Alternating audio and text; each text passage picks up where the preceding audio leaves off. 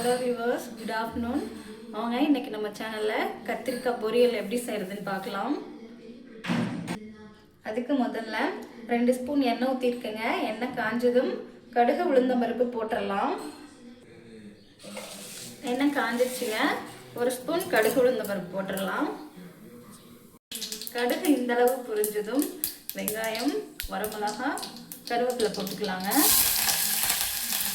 இந்த கத்திரிக்காய் பொரியலுக்கு வரமிளகாய் போட்டால் தாங்க சூப்பராக இருக்கும். இது கிராமத்து ஸ்டைலில் இருக்குங்க. ட்ரை பண்ணி பாருங்கள்.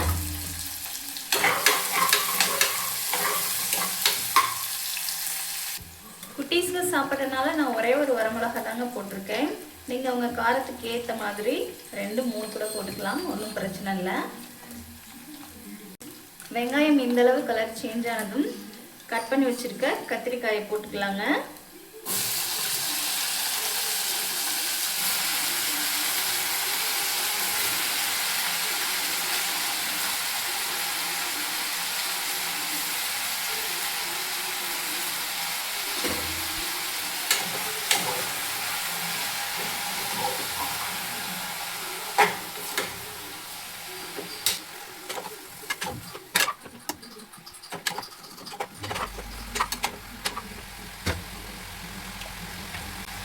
இந்த ஸ்டேஜில் இதுக்கு தேவையான அளவு உப்பு போட்டுக்கலாங்க.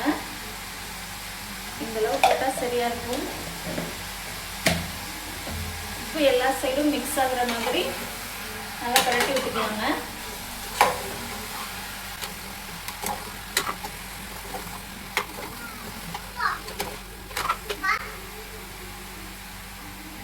இந்த ரெசிபி நான் குழந்தைகளுக்காக தாங்க செய்கிறேன். அதனால எந்த ஸ்பைசஸும் இதில் நான் மசாலா எதுவுமே ஆட் பண்ண போகிறது இல்லை.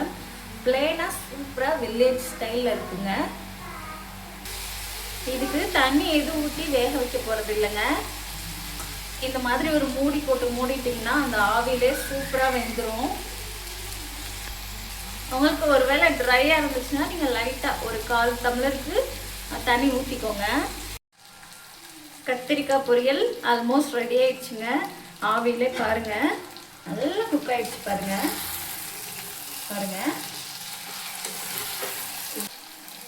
இந்த அளவு குக் ஆனதும் ஃபைனலாக 2 ஸ்பூன் தேங்காய் பூ தூவி 2 பிரட்டி அடுப்பு அமர்த்திட்டோன்னா கிராமத்து ஸ்டைல் கத்திரிக்காய் பொரியல் சூப்பராக ரெடி ஆயிடுச்சு பாருங்க.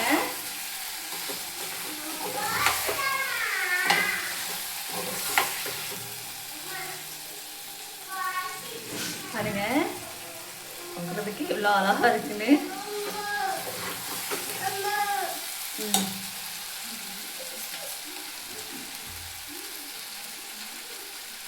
டேஸ்ட் சூப்பராக இருக்கும். இதே மாதிரி நீங்களும் ட்ரை பண்ணி உங்கள் குழந்தைகளுக்கு கொடுங்க.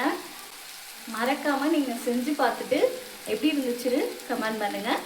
நெக்ஸ்ட் வீடியோவில் பார்க்கலாம்.